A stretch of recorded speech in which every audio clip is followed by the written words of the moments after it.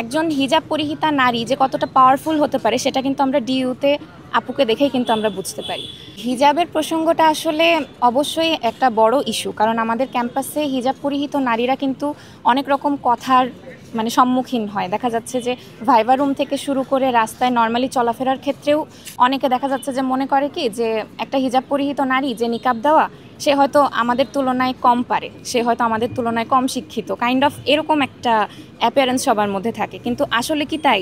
ক্যাম্পাসে আমরা প্রত্যেকে নিজ নিজ যোগ্যতায় মেধা দিয়ে এসেছি, ব্যাপারটা আসলে তা না। মানুষ জাজ করছে পোশাক দেখে, কিন্তু এই 24 পরবর্তী সময়ে এসে আসলে কি মানুষকে পোশাক দেখে জাজ করা উচিত?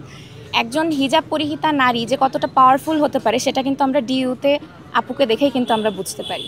রাজশাহীতে আমি বলবো যে হ্যাঁ, এটা মেয়েরা এখনও ফেস করে যাচ্ছে। আমরা এটার বিরুদ্ধে এই জন্যই কঠোর অবস্থানে যাব। তবে হ্যাঁ, আমি পার্সোনালি যেটা বলছি যে শিবিরের সাথে একাত্মতা পোষণ করেছি, এটার একটা মূল ইস্যুই হচ্ছে যে আমি কখনো শিবিরকে দেখিনি যে তারা কোনো নারীকে ফোর্স করছে।